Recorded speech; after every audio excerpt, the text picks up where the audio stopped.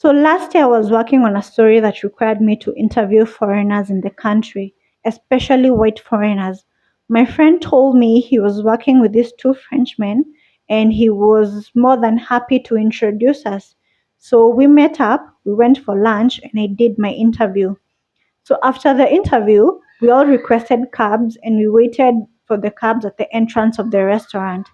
This is when this lady walked by. She was carrying a child and she borrowed some money. She said she was hungry and she was hoping she could buy some food for her and her child. She used Swahili and the guys couldn't understand Swahili. So one of them asked me what was going on and I told them. So we are talking and this guy tells me that he has a 20 shilling coin in his pocket. He can just give the lady that. I told him I had a little bit more in my purse. I had a 200 shilling note in my purse, and I was more than willing to give her that.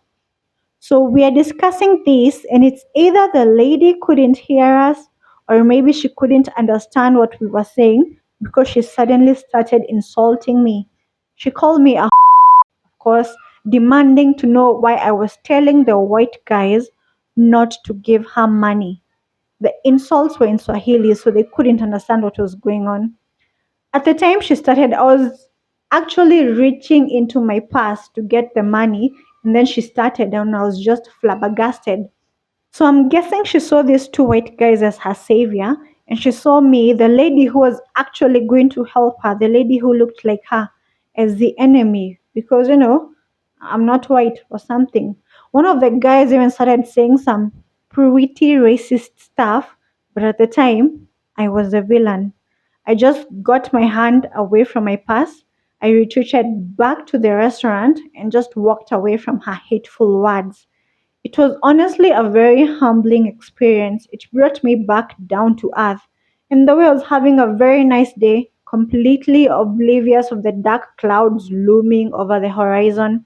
I didn't even write the story I was working on. That's the last time I saw these guys.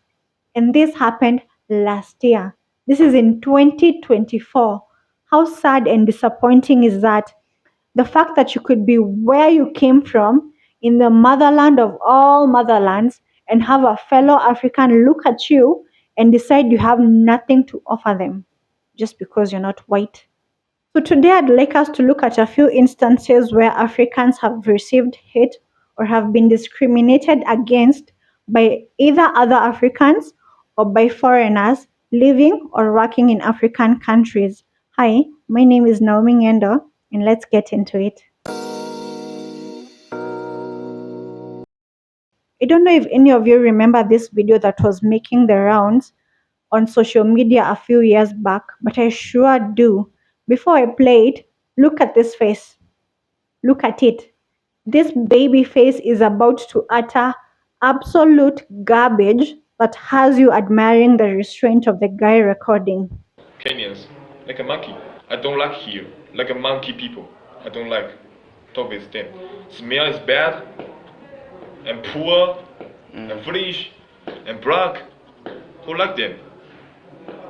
Why not the right people, like the American?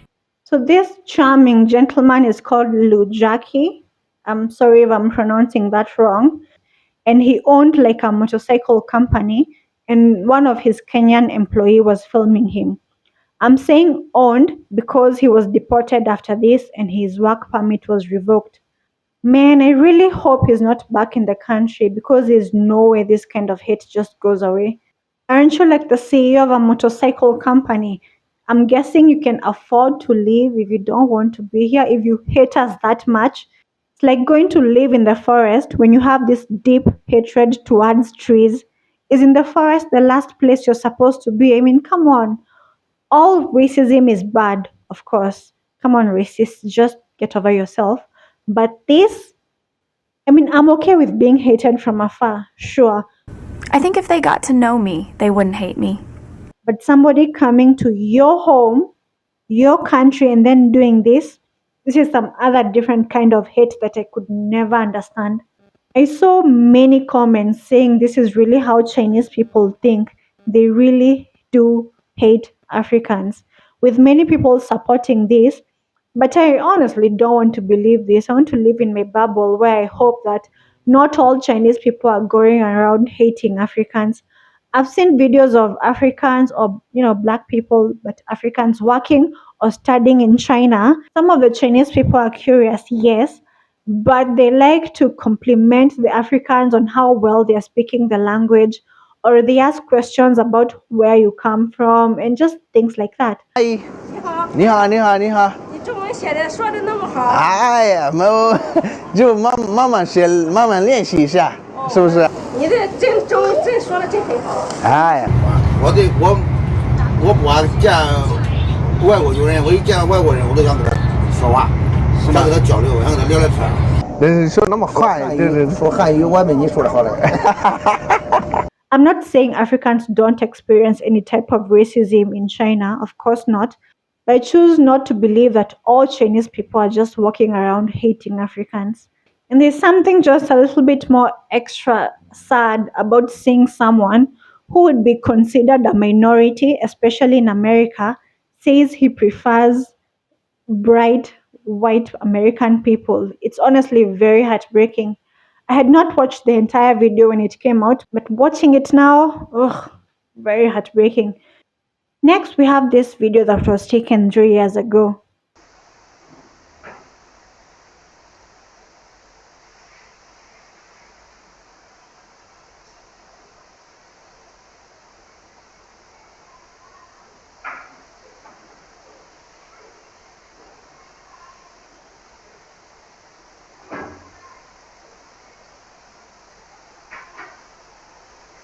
This is the Indians and white people line. Black people, please go to your line. This is a black guy saying to another black guy.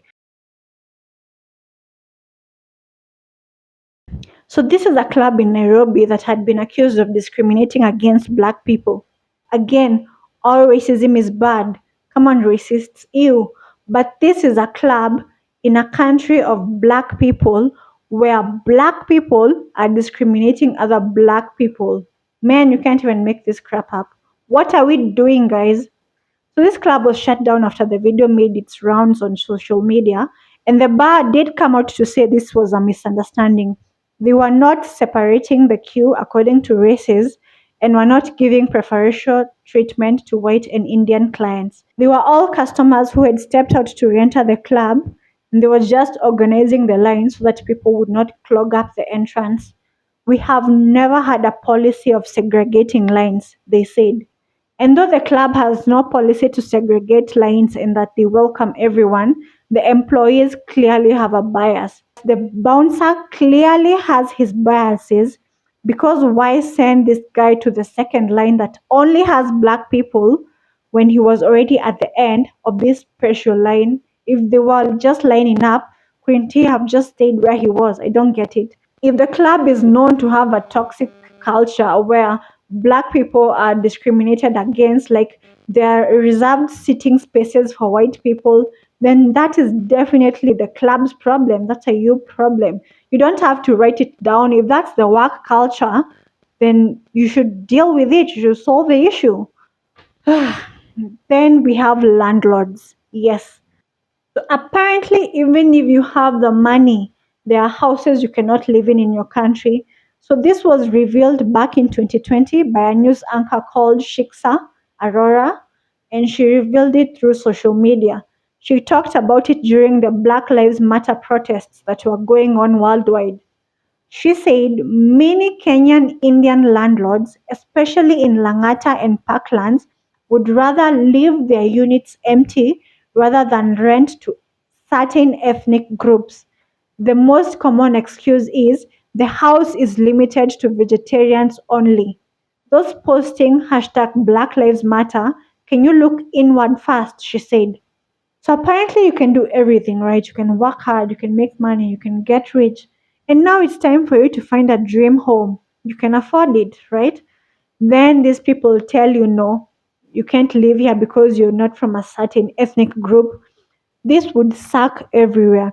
But it sucks a little bit more when this happens in your own damn country, in your home where you live. We all know and love Calligraph Jones. He's one of the most decorated rapper in the country and honestly Africa as a whole. He sees a nice, big, beautiful house he wants to tour. He can obviously afford it, but the Indian landlord is not cooperating and is not hearing any of it. This is what Calligraph said. Last year, I went to Langata to inquire about some nice houses I had seen on the internet. After getting there, we were prevented from entering the estate because we were told we were not Indians. Apparently, only Indians can own property in that area. I okay. So I've seen people comment under these videos and stories saying that as a people, we need to have more respect for ourselves. Be proud. I mean, have you seen this country? It's absolutely breathtaking. This is home. And that's all good, right? I know Kenyans would do anything to protect our country from people trying to harm her. Let's cue the very recent protests. But in a case like this, where Kenyan Indians own residential properties and they're turning away Africans, black people, there are actually people who can definitely change that. I, Naomi, sadly can't do anything about that, but there are people whose work is to make sure this nonsense is not happening. You remember the racist Lou? Yes, so he was just deported and he did not face any criminal charges. During his rant, he had also abused the president.